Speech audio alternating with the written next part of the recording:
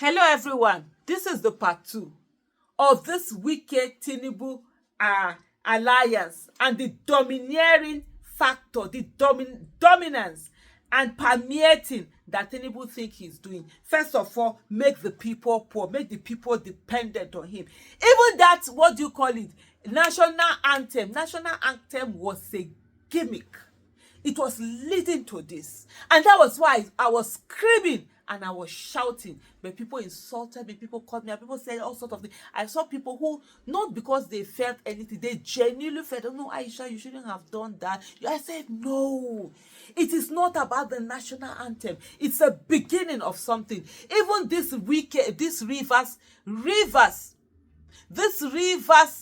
to third issue, it's a big thing that has been done. We let it slide, we're going to be enslaved if we don't fight it back. They're going to change the constitution and they will use nay and yea to do two-thirds and get away with a whole lot of things.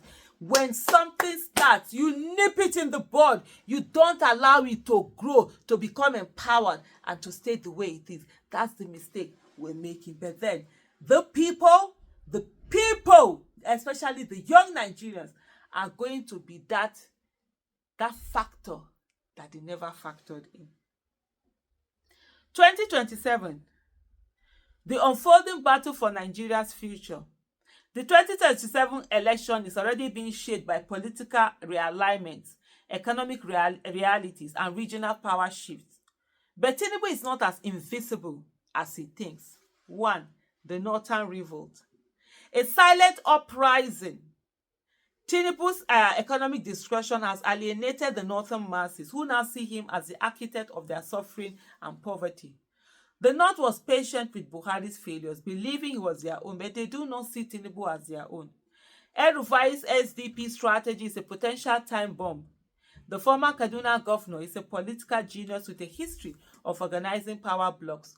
Kashim Shettima's recent frustration signal a deeper northern discontent that could translate into full-blown rebellion against Tinubu in 2027. The APC brand is beyond redemption in the north, while PDP is a lifeless corpse. But if El-Rufai orchestrates a new broad-based and serious coalition, Tinubu will face a formidable opponent from the very region that propelled him into power. And I can tell you, the North was what gave Tinubu the numbers for him to be able to rig election. Because for you to be able to rig election, you need a critical number, and he was able to get it there. The South, the Igbo factor, a political wild card. The Southeast is not playing Tinubu's game. Unlike in the past, where politicians like Orji Uzor Kalu and Rocha Sokorocha could be used as political middlemen, the dynamics have changed. Soludo and Umahi are isolated figures, incapable of influencing Igbo voters.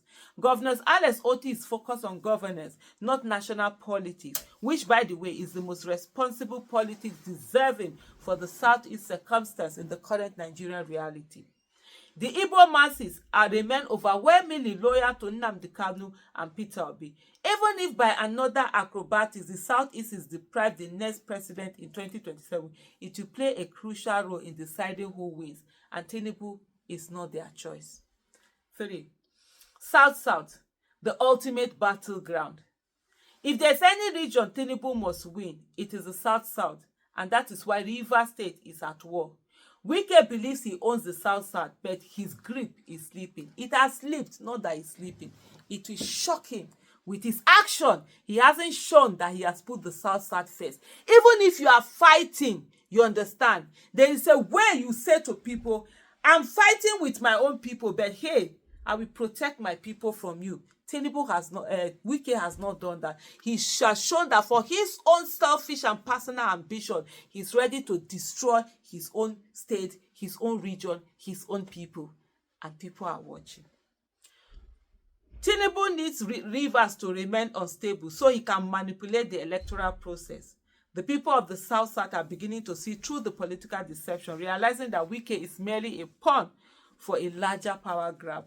The question is, will South-South resist, or will it be brought over once again? The real enemy, the Nigerian people's apathy. For all of Tinubu's miscalculation, his greatest weapon is not Wike, the judiciary, or the economy. It is the people's own indifference.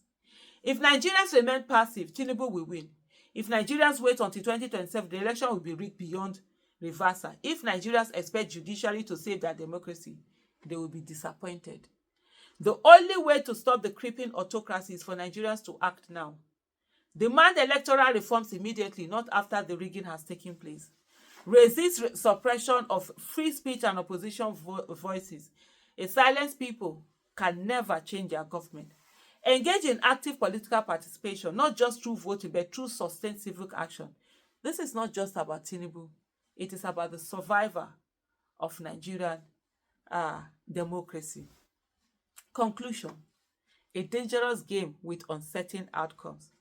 Tinubu is not a fool. He's a grandmaster of political strategy, but his ultimate goal remains unknown. Whatever it is bound to be insidious. Yet, his greatest mistake may be his deceptive, nepotistic, exclusivist, and arrogant strategy. He's alienating the North. He's underestimating the Igbo factor. He's gambling with the South side. He's pushing Nigeria to a breaking point. This is why ordinary Nigerians must demand accountability now. They cannot afford to wait until 2027 when the game will already be rigged beyond reversal. If Nigerians fail to resist now, Tinubu's political experiment will succeed, and democracy as we know it will be gone. Asiegbu, Agu, Ugba. Tinubu's grand chessboard, the ruthless calculations for 2027. I can tell you this is an amazing piece, an amazing analysis, and he has put it on. The Nigerian people are the deciding factor. We must be the opposition. We must begin to decide who are the people that are going to run for office. At this moment, we have no business not being part of politics. We all have to decide and say, even if we are not running, who is it that we know we run and be at the National Assembly and be our voices and stand for us and be there for us and refuse to shift ground for us? You and I must stand up. You and I must do those things that ordinarily we won't want to do because we think politics is dirty. We must bring on our A game, everything that is within the ambit of the law and the Constitution. We must bring it in saving the soul of Nigeria. The soul of Nigeria is at risk. Nigeria is battling. Nigeria is crying. Nigeria needs you. And you and I must not fail Nigeria. You see one thing we must do. We do not have the resources.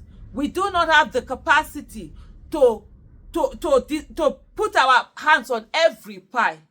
Let's focus on the National Assembly.